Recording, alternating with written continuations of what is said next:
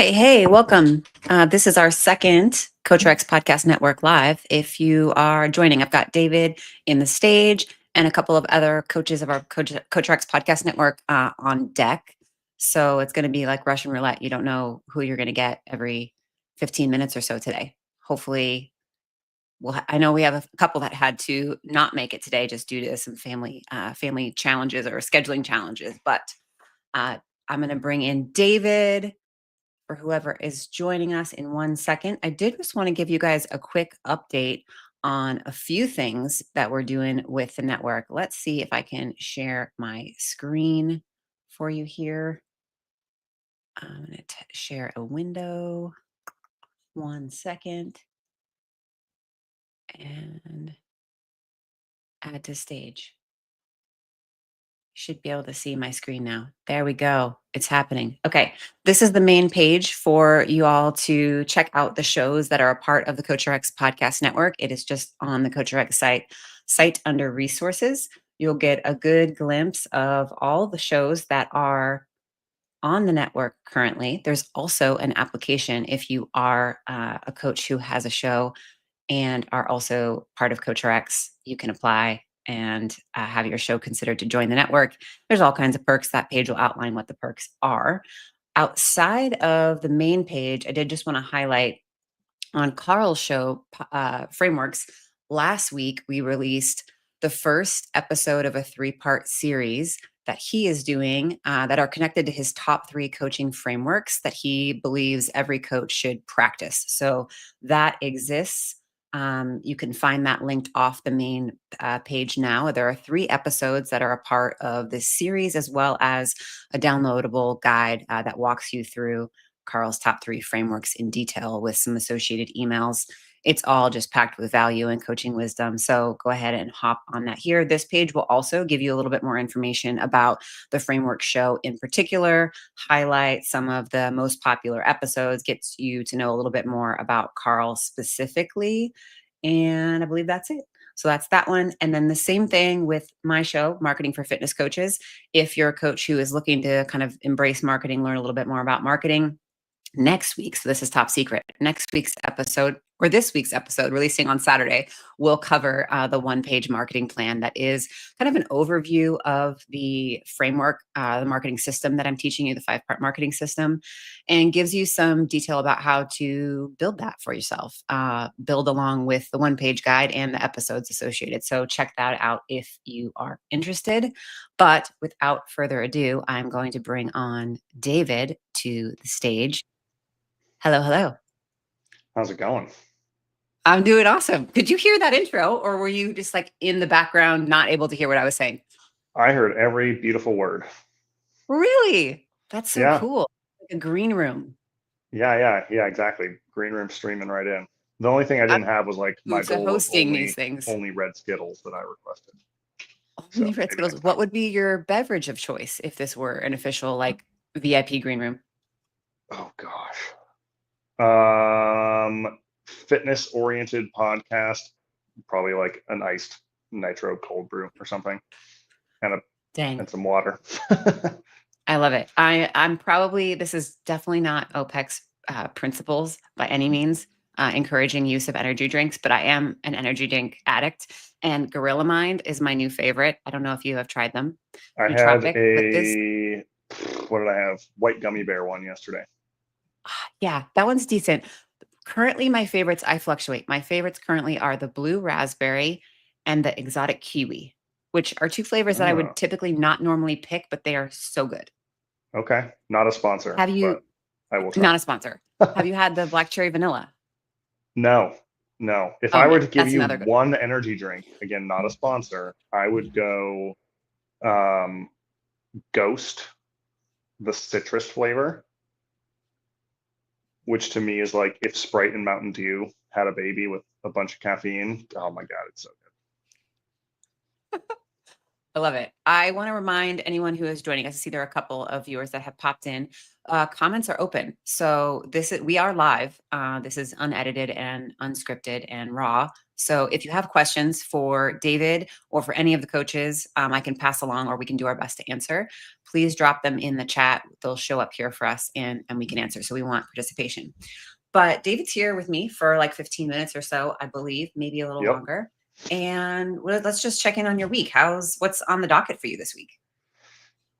This week is about 15 hours of in-person training. Mondays I teach anatomy, so that was yesterday. And then some of the free time in between training clients and teaching the future fitness professionals of the world is my own training, and then working on building out a course that I'm launching in October. Amazing. Where are you teaching? Is it in person or online? Yeah, it's in person. So I teach at NPTI, Arizona. So National Personal Training Institute of Arizona, which is the only licensed fitness vocational school in the state. So it's a true like trade school for aspiring personal trainers. So yeah, it's a 12-week in-person curriculum, 4 days a week, 5 hours a day. Yeah, it's great. It's awesome. That is super cool. How many students is it like cohort based or semester based? And how many students do you have Yeah, currently? there's 4 terms per year, so 12 weeks on, 1 week off. We have a small group right now, started with 6, and then unfortunately we've lost 2 over the last few weeks. So it's just me and four future trainers getting just like a super hands-on, high-touch education, and that's kind of really what we focus on with MPTI is this idea that there's a lot to be desired from some of the entry level fitness, just how do I become a CPT education platforms. And fitness is still so largely an in-person profession that thinking you can learn everything just from a textbook and online, in my opinion, is a big contributing factor to why the turnover and churn rate in the industry is astronomically high.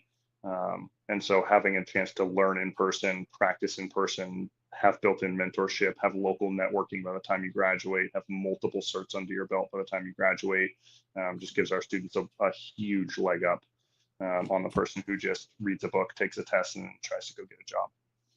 I love that. The current students, what's the age range? Is it like younger people entering the industry, or is it people who are career changers or coaches who are all over the map? I guess just share a little bit about that. Yeah, both. So anyone, we've got 20 to maybe 36 age range right now. Last term, we had anything from, I want to say like 18 to 65 in the class.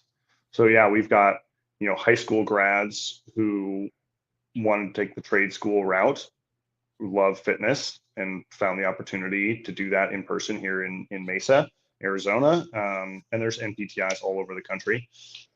And then we've got people who are ex-military. So we have VA benefits. So typically we have a handful of ex-military because they can get the whole program paid for, plus like living stipends when they're in the program, which is huge, to retired medical professionals. Had a couple nurses who now want to transition more into like the prevention wellness side because they've seen the sick care side. Folks who are, this is super interesting, like retired nurse who lives in a 55 and over community and wants to become the fitness hub for her community and like wants to help everyone in that community live better via exercise. So that's why she decided to become a trainer to then go support her entire community. Yeah, it's really, really cool. That. Just super big mix of students. Did you happen to catch Carl and Frank Tardy's episode on the corrective industry, since it is your industry too? No. Okay, so this was maybe, probably 3 or 4 episodes ago on frameworks. He had Frank Tardy, who I don't know if you've met. I have to introduce you to Frank. He's been around the OPEX community for a long time, has a practice here called Evolution PT, and also kind of PT strength coach mindset. So I love your take on it if you get a chance to listen to it. But I guess where is your head at when it comes to that topic right now? Like comparing the strength and conditioning world, or like you said, the prevention side of things, to healthcare, and particularly in like the corrective industry. I know you've been across the board on a lot of different education sides, but what's your mindset when you talk to professionals entering the space that are kind of maybe having that battle of like, do I go DPT? Do I go strength coach? What's the experience going to be like for me professionally? And also just like your take on the industry for consumers. Kind of specifically in the like corrective exercise lens, like what's the route to help people move better? Yeah, or just the narratives, I think more so. I'm assuming that you have a very particular point of view because you are a strength coach. So maybe I shouldn't make that assumption. I guess just take it from there. Like being a strength coach and a physical therapist, how are you treating patients Sure. most commonly? And like, what's your perspective on that? Yeah, absolutely. Okay, so I take a kind of a strength first approach to patient care and training, where I think strength is sort of I think I mentioned this last week. I see strength as the bottom of the pyramid, right? You have to have some level of functional strength. We're not talking like you have to be able to do 2 times body weight barbell back squat, or else you shouldn't even lift weights. But we're talking like you need to have a level of functional full body strength through multiple planes of motion, right? Up and down, forward and back, side to side, and able to rotate and move a little bit of weight and resist some weight as well to be able to successfully apply any other sort of exercise principle, right? You have to be strong to be fast. You have to be strong to be mobile. Effectively mobile, not pathologically mobile. You have to be strong enough to move some weight to build muscle, right? Strength is going to translate to bone health and all kinds of stuff. But I think for most people, the corrective exercise lens can become a problem when it's the lens you look at everything through, and you don't have enough breadth of movement and anatomy knowledge, but maybe like your first continuing education certification after you become a personal trainer is corrective exercise. And so you can't sort of take a critical look at the concepts and decide what applies and what doesn't, and what applies to which client and what doesn't, and where the line between things I need to correct versus things that will correct themselves via intelligent training, right? You can't distinguish that. And so everything has to get corrected before you actually train, right? Before you get someone strong, their posture has to be textbook perfect, right? They need to have 70 degrees of great toe extension before you can even skip, right? You have to have full internal rotation of both hips before you'll squat. You have to have 180 degrees of shoulder flexion before you go overhead with anything. And it's like you're just going to make someone weak, right? You're going to take so much movement away from them in the name of correcting things that you're going to create new problems that then you're going to try and correct. And you've put yourself into this never-ending cycle of correcting things that would have gotten better if you had just trained the fundamentals. So to me, full range of motion strength training is the greatest corrective we have. And I think it does a huge disservice to clients when coaches become, diagnosis detectives, and they're looking for the 1 degree of motion before you unlock the whole pattern, when the whole pattern would actually be the thing that gives you that 1 degree of motion. And if you don't have the skills to figure out, is this a mobility problem versus a stability problem, then you're sort of just like up shit's creek. Like you're just guessing at that point and applying correctives that don't help. So that's sort of my soapbox on correctives. The interesting thing being a physical therapist is, in physical therapy, we have a whole curriculum called therapeutic exercise, which is essentially what the fitness industry calls corrective exercise. So, that's one of the problems potentially with physical therapy education, is that we also don't get the compound movement, the progressive overload. We don't get that education. We sort of stop at isolating shoulder external rotation at 90 degrees of abduction to give an overhead athlete better throwing mechanics. You're like, yeah, but what about the opposite hip? What about the obliques? What about the ability to generate speed? And so I think, fitness professionals who dig too deep into correctives, you're going to have a lack of training effect. And then on the physical therapy side, it's like, I don't want fitness professionals to have the same problem that physical therapists have been trying to dig themselves out of for the last 15 years, which is we don't train people effectively. We don't give them enough load. We don't make them work hard enough. So I don't want fitness professionals to have that same problem, because then no one's getting stronger. Do you find, I'm going to bring Brandon in just so he can hang out with us and listen in Yeah. while we talk. But hey, Brandon.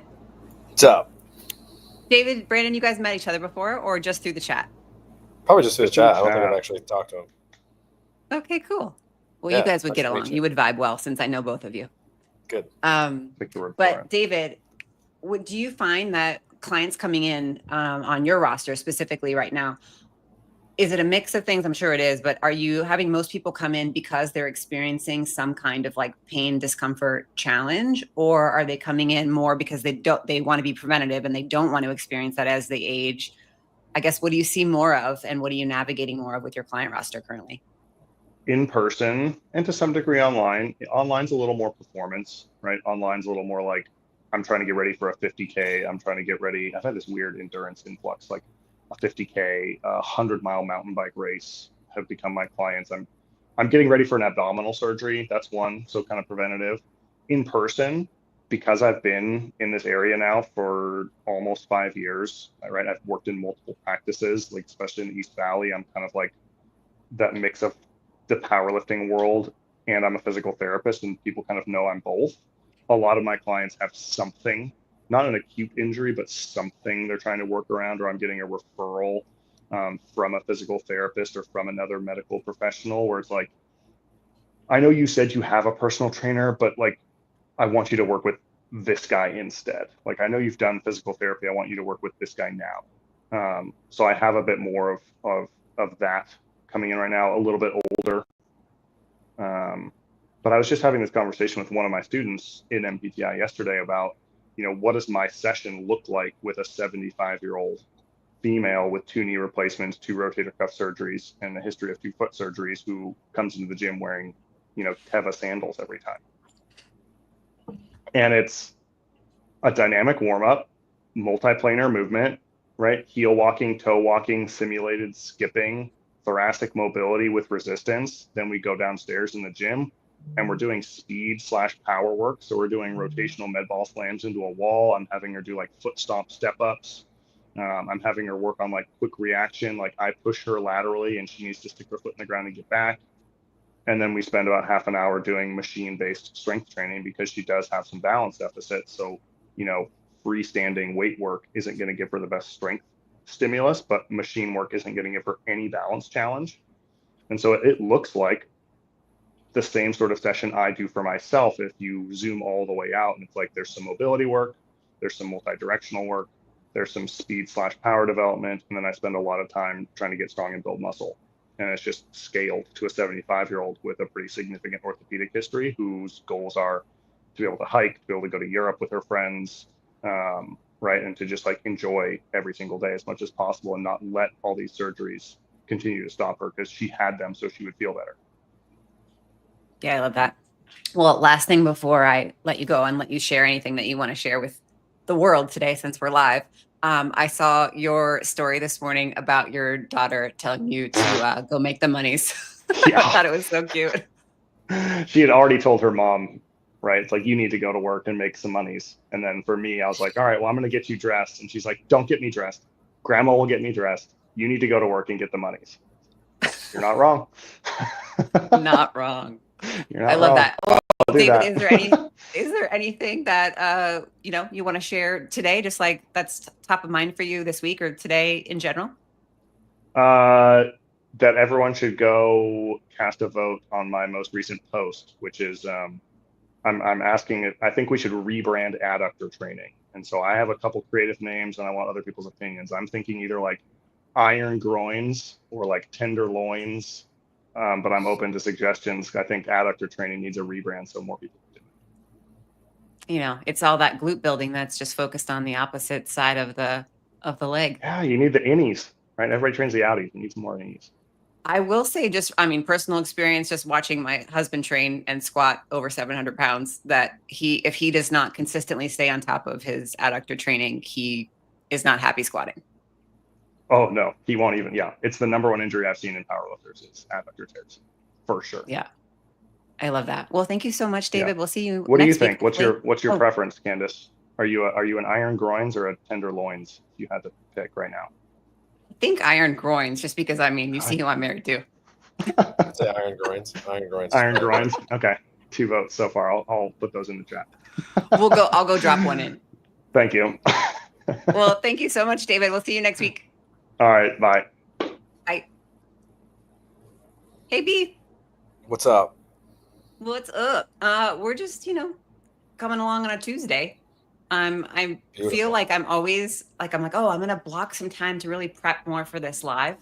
And then, just the workday gets ahead of me and I don't get to prep. But I do want to add to the stage your Instagram so people can find you, learn a little bit more Scroll down about a little you. bit. That one right there. Yeah, we got to talk about this. Yeah. Tell us. Yeah, so I got nominated so every year it's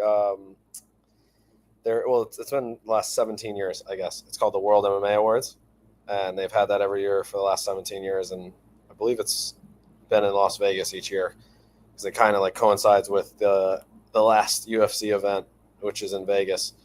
So yeah, I got nominated again for Trainer of the Year, which obviously written there, awarded to the most successful specialist trainer operating in mixed martial arts. So this has been the second year I got nominated. I got nominated in 2023 for the first time, and then this would be my second year being nominated. So I'm excited about that. Actually, last year I didn't get nominated, and I just didn't pay attention to it. And the other day I was just like, oh, let me check this, because I saw that the voting came out, and I was like, let me go check. Let me see who's on the list. And I was scrolling down, and I was like, yo, what? I was like, oh my God, I'm on the list again. Like I got nominated. So it was cool to kind of just find out. Because the last time in 2023, I was on a plane ride to, I believe, Ireland. And I got off the plane and my phone was blown up. And that's how I found it the first time. So both times were very unplanned in finding out. Just kind of like opened the site and saw. But always hopeful, working hard. So I love seeing it. Is the nomination always connected to like a specific athlete's performance that you worked with, or is it just in general kind of acknowledging what you've done over the year? Yeah, so it's from the past year, just in general. Definitely not connected to one athlete because, even over the last couple of years as I was working with Ian, I was still working with a lot of other people. But there was, most of the time, it's just like the overall, I guess performance, you could call it, of the people you're working with, and just like the impact as a coach. Because I think there's usually a mix of people on there. It's usually like strength and conditioning. There's nutritionists. There's Heather's been on there the last 4 years or 5 years. I think Heather's the main massage therapist at the UFCPI. And then I think this year there's also Charles, who is the head nutritionist at the UFCPI. And then there's Coach Woody, who's a great coach in Thailand. And then there's another strength conditioning coach. But yeah, so I think it's just a mix, and it's just those who, those who are just like making their impact in MMA specifically. Obviously, this is like a very specific MMA award. And they have a whole list if you go on to the website to vote. There's like fight of the year, breakout fighter of the year, female fighter of the year, comeback fight of the year, all of that. And it's all on like a huge list going down. So there's a lot of information on there, and it's just to kind of give like a culmination almost to MMA and just award some of those athletes. I love it. Do you want to share a little bit about kind of some of the things you've got going on right now connected to your history working with fight sports athletes, and kind of how you're bringing that to the everyday person? Yeah, actually, so I've been working on something I'm going to release, hopefully, I think it's going to be beginning of next week. I'm finishing up the little touches. Kandace has been helping me with that. But bringing the fight camp mentality to the average person, I think it's really important, because I think one of my favorite aspects of fighting, or enjoying fighting, like watching fighting, is obviously when you get ready for a fight. It's not like another sport, right? There's not, it's not planned. There's no season. It's just like you're in it, and you get that contract, whether it be, I've had fights planned as short of like 2 weeks time, or even a week's time, and as much as like 12 weeks time. And you really have to flip a switch. And I think one of the things that I see with that is, like, no matter what that time is, the individual that's fighting, just that's it. They got to go for it, and they have to be ready. And I see that. I think one of the things in general fitness that people miss out on is that mentality of like, hey, it's go time, right?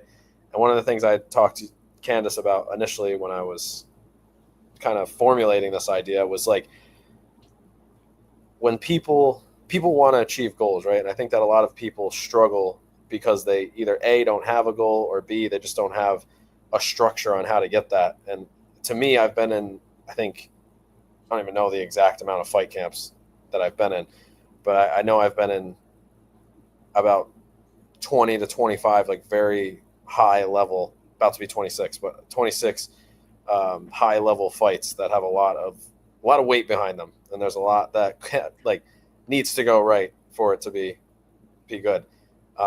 And in that time, like, everybody has to step up. And I think with the fight camp mentality, I created an ebook and a little framework, and I just finished another sheet, which I'll show you after I finish the bout agreement, like the quote unquote bout agreement.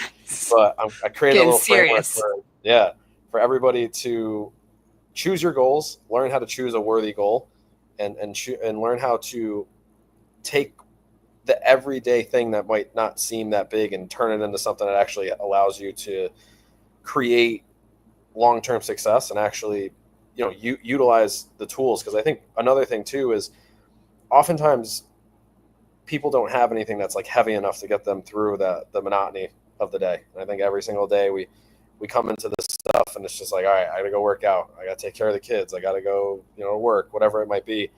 And I think having that goal is super important, because it makes the time you have to train much more valuable, and makes you change your priorities, really. And I think at the end of the day, like, fitness really comes down to priorities, and that's it. Like, how important is it to you, and like, what are you willing to kind of give up to get what you want to get?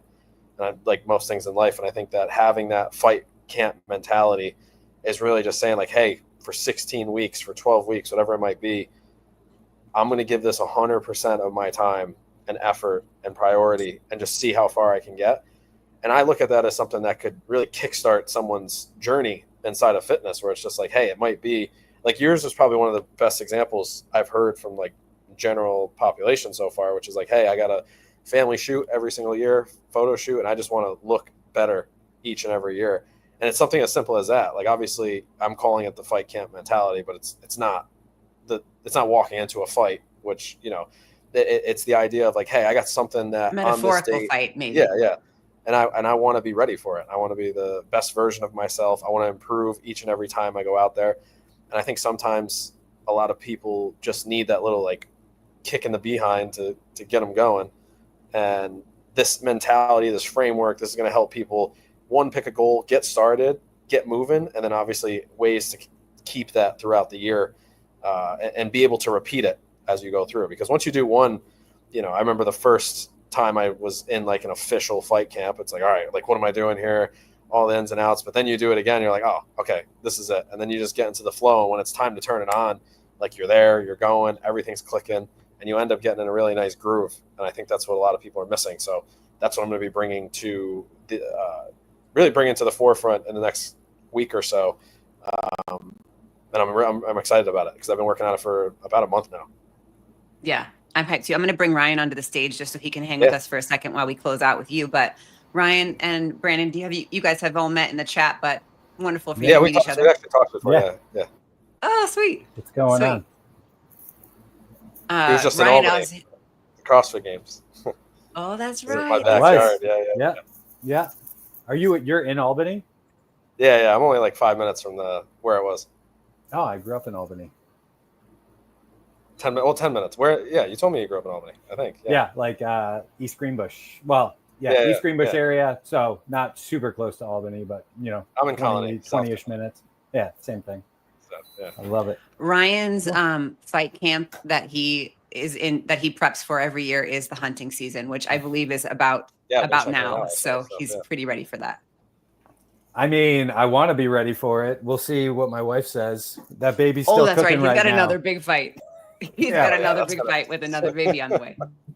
Baby's still cooking, but I set up my life pretty good. I fly my mom out, so she helps. It's beautiful. That's awesome. Well, Brandon, before we let you go, what's going on the pod? I know you and Jerry have like a series that you're in right now. I want to just mention a little bit about what that series is and what people can expect if they jump into any of the episodes right now. Yeah. So right now we actually filmed all the episodes. We got just today, we posted episode 7, which is how we build programs that work. And then basically this first season back into is just kind of creating these evergreen episodes, which I would call them, which are basically like episodes that no matter when someone can go back to and just learn about fitness or what we do. And they're always going to be kind of up to date with what we are and what we do as coaches. A couple really cool aspects we talked about, like mistakes coaches make in the beginning, ways to kind of be a great coach at 2025 and beyond. Because I think, obviously we all are aware that the world's kind of changing in the way that coaching's happening and how you can kind of integrate that stuff and just ideas and thoughts on how to continue that process moving forward. Also general fitness, information, talking about principles versus method, the age old conversation for coaches. And then, just other program design things. So we're about to finish that up and then we'll start the second season soon. And then we'll get that going as well. But yeah, today's episode is just how we create great programs and basically the ideas and frameworks we use for that. I love it. And then Coach Connect, the Coach right? Connect, is the series that Coach you're doing? Connect, yeah, so that's like a local initiative I started with some coaches to kind of really just like get the framework moving and get everything moving there. We had our third meeting last week on program design, just kind of like introducing some aspects of what I want it to look like and talking to a couple other coaches in the area to design just general programs. Had an avatar that we kind of talked about, broke it down from like beginning to end, had each coach, because it was good. We had one coach who's a CrossFit coach at a local gym, CrossFit Chatter. We had another one who's more of like a small group personal training coach. And then we also had someone who's more individualized, and obviously myself, who deals a little bit more with like athletes and general population, like one-on-one. And then my other, like, I guess, partner in it who owns the gym we were at was more small group personal training. So it was really cool to have some really good, like, unique conversation based on the avatar of like, what does that look like one-on-one? What does that look like small group? What does that look like big group? What does that look like CrossFit? And it was a really nice conversation, and I'm really happy with how that's growing too. So that's obviously local right now, if in the Albany area, but hoping to branch out sooner rather than later with that. Amazing. Well, keep crushing, and we'll see you next week. Yes, one more thing. WorldMMAAwards.com/vote. Go get your vote in. Just scroll down towards the bottom, Trainer of the Year. You'll see I'm the first beautiful picture there. Hit vote now. You got to make an account. That one and Fight of the Year, Paul Hughes versus Usman Nurmagomedov. If you guys could post those two, or vote for those two, that'd be awesome. I always appreciate it, and hopefully we get the win this year. I want one of those trophies so bad. For sure. I'll drop the link to the ambassadors as well, so that everyone has that to support you. And then, you said one thing earlier, about to be 26, and I am just wondering if that has anything to do with Amanda Kayla. It does not. Not at the moment. Okay. Not at the moment. If anything does change, I'll let you know. Okay, cool. But it's going to be in my opinion, a bigger fight, but we'll see. Ooh, it's gonna be a good There's fight. so much happening in the MMA world. I can't. Okay, cool. We'll see. Chat soon, B. Yes, I'll talk to you soon. Bye. Hey. What's up? How does it feel to know that you're like, moments away from a baby entering the world? I just need to get it over with. I'm like ready for this thing to come. It's such a it's such a buildup, and we thought it was going to happen like 2 weeks ago, and then it didn't. So I think the like mental buildup to it, and then the slow ride back down is just a roller coaster. So we're ready for How's it. wifey doing? She is hot. It is toasty out here in Idaho. It's like 104. She's good. She's holding it together. I think same thing. She wants this baby out. It's measuring in the 99th percentile. So pretty large. She's not the biggest human being on the planet, but she's in good spirits, and that's really all I can ask for. We're a little bit less concerned about this one. You know, you keep one alive for 5 years, and you're like, you feel pretty good about the second one. It's a little bit less stressful. Oh, that's amazing. And how are you catching up, recovering post games, and getting back and caught up with clients? Yeah, I'm pretty much back to normal at this point. Like I said, I brought my mom out, so she's been out since last week. She's pretty much going to spend the entire month of August with us as kind of a little bit of help once the baby does come. So it's been relatively easy to catch up. I think most of it was just getting a couple good nights sleep and getting into CoachRx and banging out some programs. It's like anything. You just gotta write one, and then the snowball the momentum slowly starts to build. So yeah, all my people are cruising. We got some big competitions coming up, and I'm excited for people. Are you guys still in process of your current mentorship as well, or did that one complete? So we are in the middle of cohort number 2. Cohort number 3 starts in October. And they're all 16 weeks? They are did I make that number 12 up? weeks. Yep. 12 weeks. They're 12 weeks in length.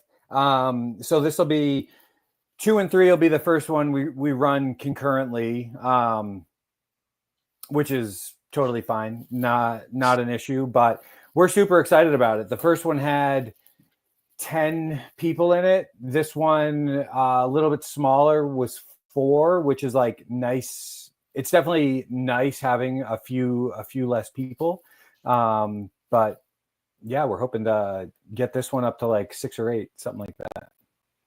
Do you feel like the conversations that you guys are having on the pod, which are very heavy, like obviously it's so much value to coaches, learning program design, learning pacing, like across the board, just talking about coaching principles and philosophies. Do you feel like most of the people jumping into the mentorship are coming because they're listening to the pod? Or what do you think is like your biggest discovery method? I know you guys have a lot of exposure avenues with like all the athletes you've coached over the years on the game side and even on the MMA side as well, right?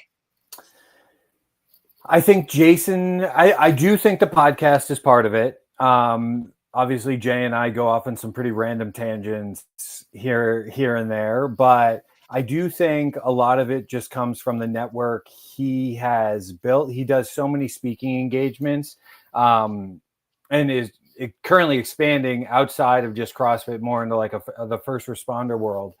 And I think just that network of consistency of just saying, relatively the same things year after year after year, and kind of like beating his own methodology drum attracts a lot of people. I think within the industry, when you do show consistency and you're not always chasing the fast, new, sexy thing, draws a lot of coaches in, because I think a lot of coaches are looking for strong foundations, and we, for the most part, have realistically gone unchanged in the things that we talk about that we believe should be priorities for coaches. I feel like you guys I saw a clip of last week's episode. I think you guys, there was a little tension maybe in that conversation, right? About methodologies. I heard. I might have been presuming that, but Jay, he holds strong to his opinions. Jay has very strong opinions. He also has the success to lean on those opinions. And yeah, I think there's more than one way to skin a cat. And he and I don't necessarily differ, but we have different ideas around application. Yeah. And was that mostly connection to like follow up from games and like how you feel like the event went and how you feel like the sport was that the conversation? I'm just kind of, I didn't get to listen to the whole pod yet. I only saw a snippet of it. No, we honestly haven't even talked about the games yet, which is crazy. He was on a family vacation, and then his son was in some big time travel baseball league. So we haven't even talked about it. In the queue is both Tudor and Tyler to come on the podcast and kind of talk about their experiences, what the programming was like this year. So that's coming. We're just a little behind the curve. Well, yeah, and also having the mentorship stuff going on too at the same time. There's a lot happening. Do you guys typically like pre-plan episodes and then kind of batch them, or are you a week at a time? We're a week at a time. I have a list of, it's probably 50 podcast episode titles that we kind of, there is some flow to it, how we rotate them. But I think Jay and I really just like to kind of like, hey, what are we feeling today? What are we talking about? What's happening in the world of the sport? Or what have we experienced with personal clients? And we like to tie it back to current events or something we can, bring a story to provide context with.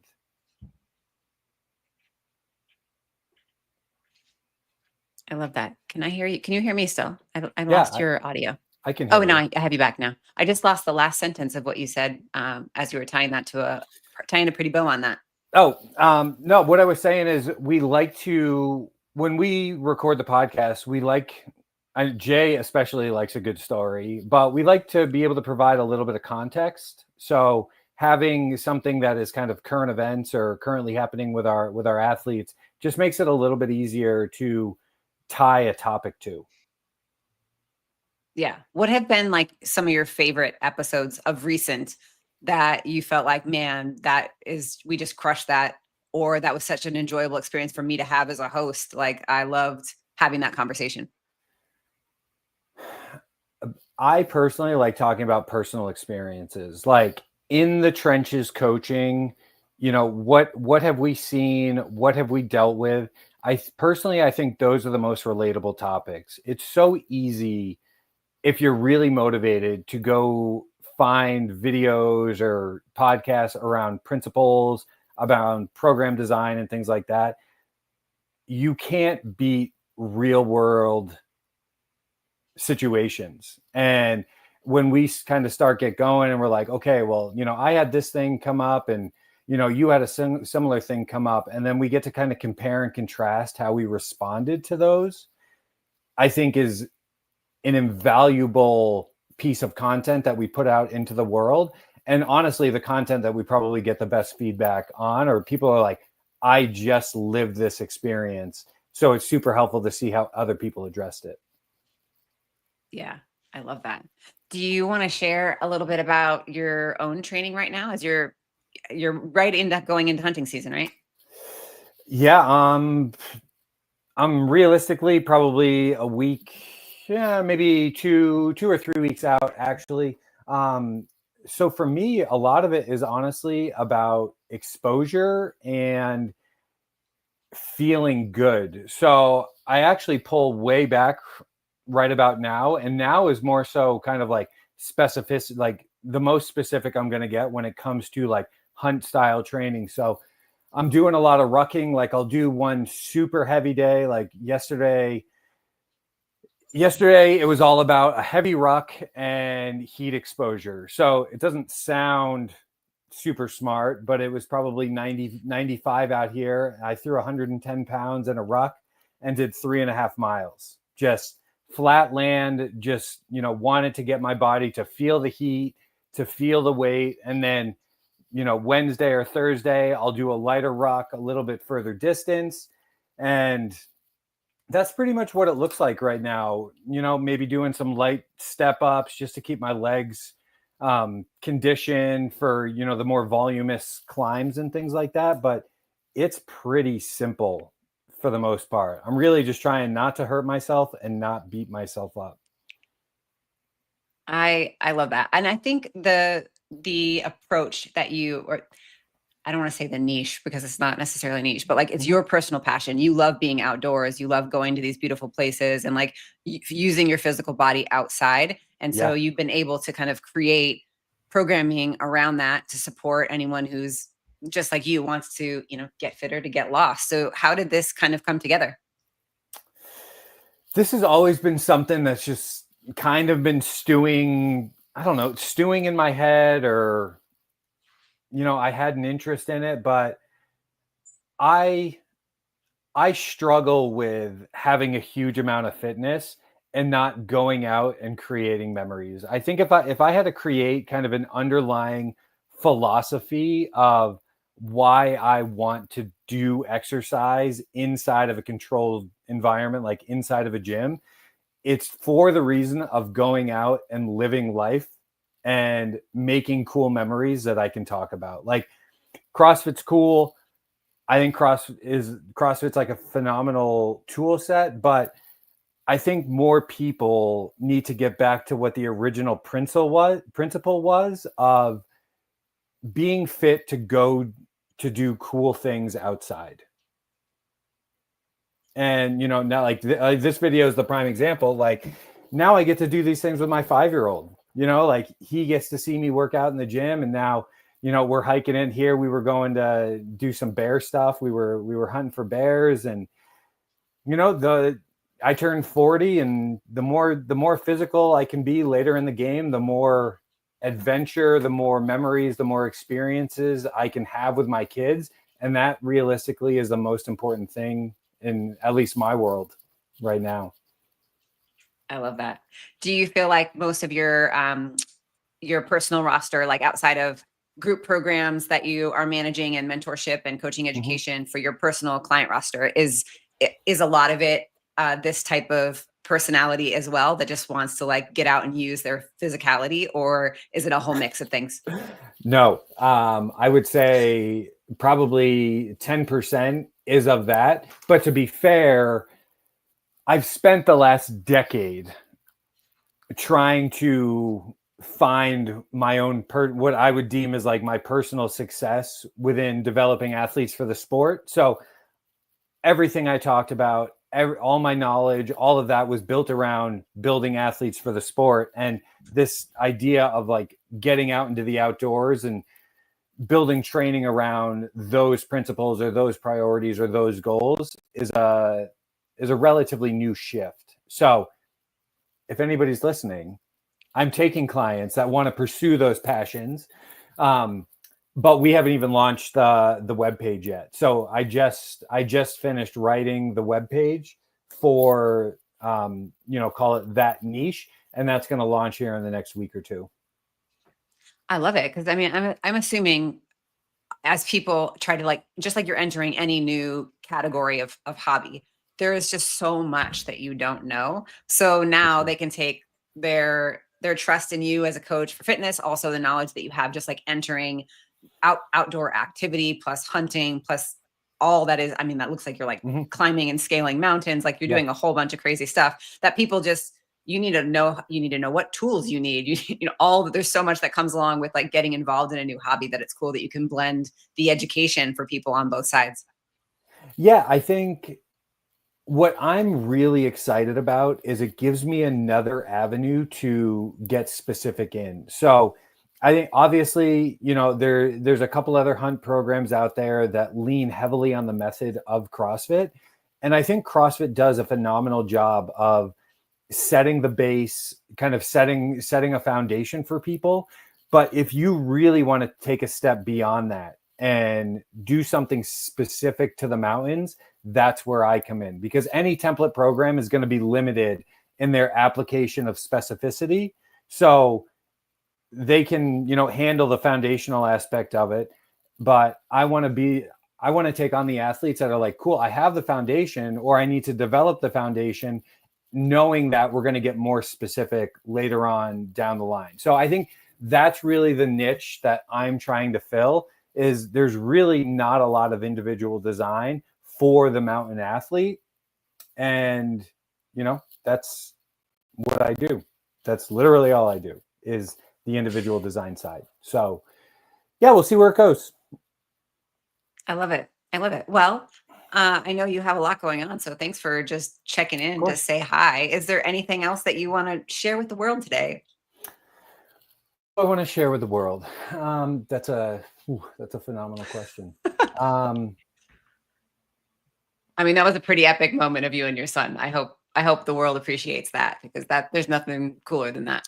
No, I mean, honestly, I would say don't take advantage of your fitness. If you're spending hours and hours and hours in the gym, take a couple weeks out of the year and go learn a new skill, go do something that is physically expressive that isn't cycling a barbell. And I think you'll find a lot of perspective.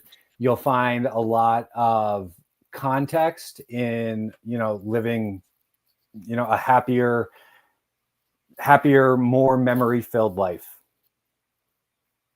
I agree. I couldn't agree more. Something that you just sparked for me when you were saying this, and I don't think James will mind that I share this, but this was probably end of last summer, going into the fall. What he was doing for a lot of his own training was just like creating a new trail outside of his backyard. So he lives up against quite of a large desert in the McDowell Mountains. And he was just going out in the back every day and like creating a path and like building it himself, whether he was like clearing ground or chopping trees or like lining rock. And he did this for weeks. I don't exactly know where the trail went, but being outdoors in the sun, obviously, you know how much he thrives on that, but just like manual labor of shoveling dirt, moving rock, clearing land, and then like creating something for others to enjoy made me think of you and this scenario. I mean, I love that. I also think more athletes would benefit from it. Like I said, the gym is such a controlled environment. And when you actually get out and have to do things like that, when you have to do manual labor, you get to move your body in so many different planes that are a little bit uncontrolled. And if you're about developing athleticism, I would encourage you to go do things like that. It's only going to benefit you. You're getting some thumbs up from Facebook, which I didn't even realize we were live on Facebook, even though I knew I put this live together. There we go. So people are loving it. They couldn't agree. I love it. Well, thank you so much, Ryan. I give Christina my best, and I have you guys in my thoughts and prayers. This is probably going to be the week, and I am excited for you guys. Awesome. I hope it's the week. You guys will definitely know once it happens, for sure. Awesome. Well, we'll check in with you, maybe not next week, but in a couple of weeks when you're back in the saddle. Sounds good. We'll talk soon. Thank you. Bye-bye. Bye. Oh gosh, that was fun, guys. That went by fast. That was an hour. So we had David join us, then Brandon jumped in, and then Ryan jumped in. Jason was planning to jump in, but he had lots of things going on with the kids and baseball tournament. So hopefully he'll jump in with us next week. And I'll stay on the rest of the coaches as part of the network to hop on and let you guys get to know a little bit about them. Again, if you have questions, leave any of them in the comments wherever you're watching this stream, particularly on YouTube. I'll check those out and kind of pull those back in for next week's live. I'm trying to think if there's anything else that I want to share with you other than be sure to go to the Podcast Network hub page and take a look at all the shows. If you're here and you're following the stream, you're likely someone who is a lifelong learner. And that is the whole reason we put this podcast network together, was to just be able to curate all of the awesome ideas and thoughts and content of the coaches who are creating content across the network, and be able to give more exposure to that content, because there's so much wisdom in this collective group of coaches that I'm super passionate about helping them get that message out to you all. And I hope you're enjoying the episodes. And again, if anything comes up, leave comments, drop us a DM on the OPEX or the CoachRx account, and we will see you live next week. Thanks for joining.